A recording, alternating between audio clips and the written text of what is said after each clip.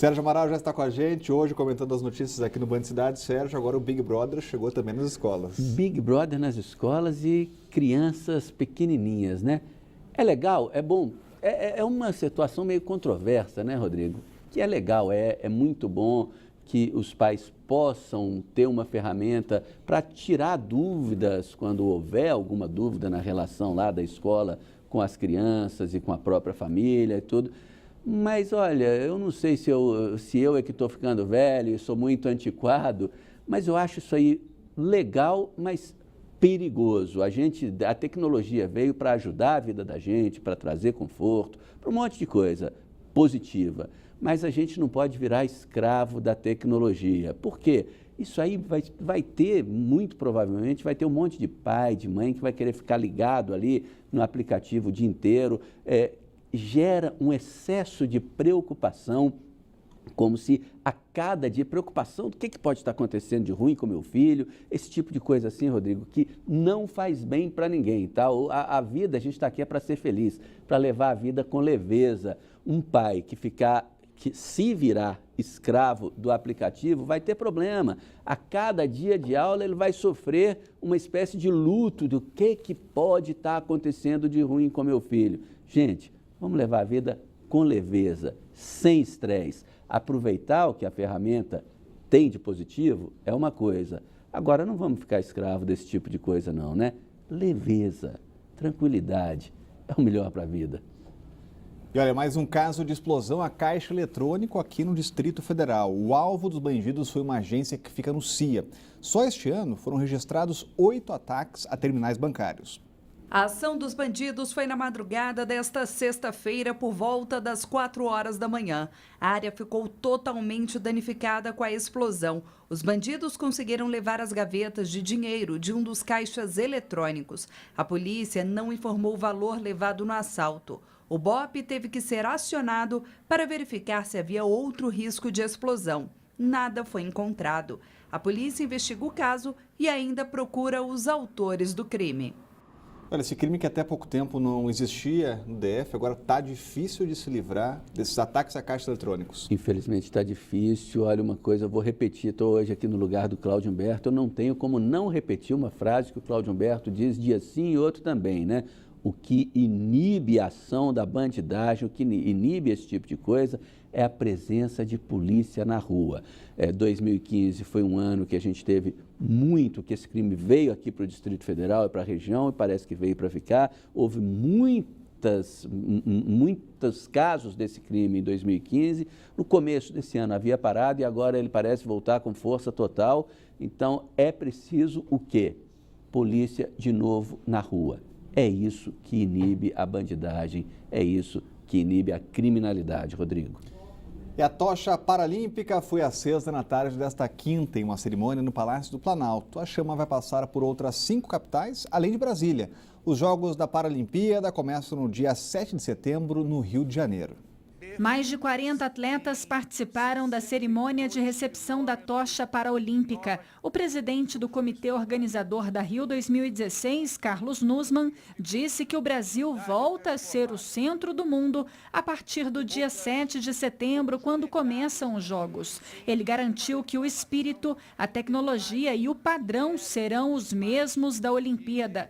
Depois, o presidente em exercício, Michel Temer, acendeu a tocha com o medalhista Johansson do Nascimento, que levou o ouro nos 200 metros rasos nos Jogos Paralímpicos de 2012 em Londres. Os atletas paraolímpicos vão representar mais de 170 países em 23 esportes. E a expectativa é que o Brasil cumpra a meta de ficar em 5º lugar no quadro de medalhas.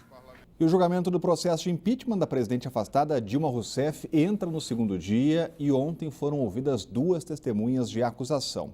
A previsão para hoje é que sejam ouvidas 6 testemunhas de defesa. Os detalhes chegando ao vivo com a Renata Dourado, já está com a gente por aqui. E mais uma sessão daquelas, né, Renata?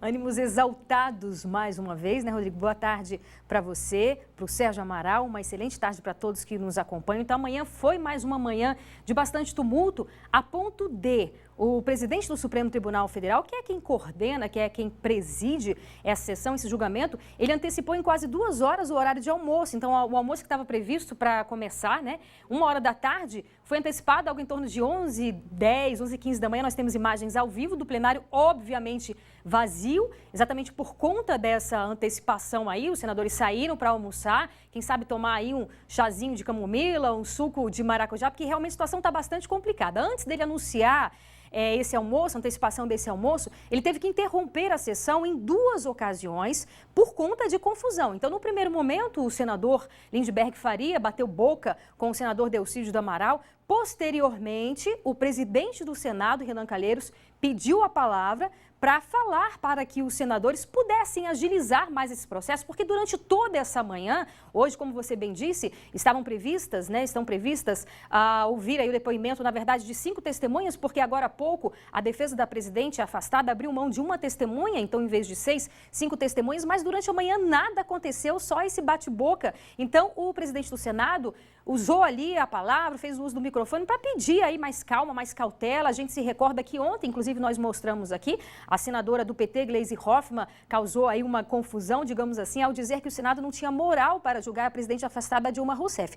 E hoje o presidente do Senado, ao falar com os colegas, pedir um pouco aí essa ponderação para que eles não possam falar tanto, pedir tantas questões de ordem, né? E assim atrapalhar e atrasar esse processo. Ele chegou a citar também a colega senadora Gleisi Hoffmann. Aí foi uma confusão, nós separamos essas 2 cenas. Vamos ver. Ontem a senadora Gleisi chegou ao cúmulo de dizer aqui para todo o país que o Senado Federal não tinha moral para julgar a presidente da República. Como a Eu quero tocar fogo? Não, eu quero dizer que isso não pode acontecer. Como uma senadora pode fazer uma declaração dessa? Exatamente, senhor presidente, uma senadora que há 30 dias o presidente do Senado Federal conseguiu no Supremo Tribunal Federal desfazer o seu indiciamento e do seu esposo. Que baixaria. Que havia sido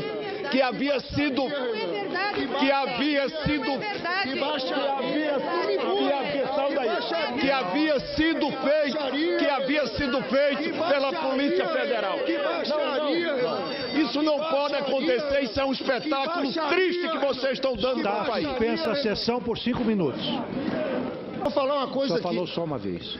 Esse senador que me antecedeu é um desqualificado. Eu peço a Vossa Excelência que me ouça.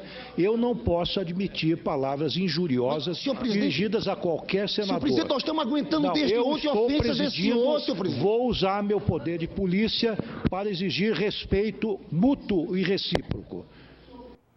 Cenas tristes, lamentáveis, a gente está falando do Senado do país, né? O Senado Federal, enfim, são senadores republicanos que estão aí mostrando essas cenas aí para o Brasil todo e até mesmo para o mundo, que a gente sabe que esse processo está repercutindo no mundo. Então, diante dessa realidade, não se sabe se esses prazos serão cumpridos. Então, qual era a previsão? Que essas testemunhas de defesa fossem ouvidas hoje, podendo estender a madrugada até amanhã de sábado. Na segunda-feira, a presidente Dilma Rousseff, presidente afastada, existe essa previsão para fazer a própria defesa e o julgamento ocorreria, portanto, na manhã de terça-feira. Mas diante dessa realidade, Rodrigo, é esperar para ver realmente o que vai acontecer, né? Obrigado, Renata. A gente achou que já tinha visto tudo ontem, né, Sérgio Amaral? Agora, nessa fala de Renan Calheiros, ele fala algo que é bastante grave. Que é justamente esse pedido da senadora Gleisi Hoffmann. De desindiciamento, que enrola até ele próprio, né? Como é que ele, presidente do Senado, pede o desindiciamento de alguém? Com base em que ele pede? Principalmente com base legal. Com qual base legal que ele pede? Agora, o jornalismo, né, Rodrigo? Desde que a gente entra no jornalismo, na faculdade, quando a gente chega na redação do jornal, de uma TV, de uma rádio, a gente sempre ouve falar o seguinte: olha, o jornalismo é uma atividade que a gente deve usar pouco adjetivo, a gente deve relatar os fatos sem adjetivar. Mas não tem jeito, a Renata deixou escapulir ali, triste, lamentável, e a gente teria ainda N adjetivos: ridículo, horrível, horroroso, triste, para falar sobre esse espetáculo que a gente está assistindo, que o mundo está assistindo e que o jornal Le Monde, lá da França, já classificou o que está acontecendo no plenário do Senado de circo. O que a gente lamenta também é o seguinte, que existam tantas provocações e mais, que os provocados caiam nessas provocações, né?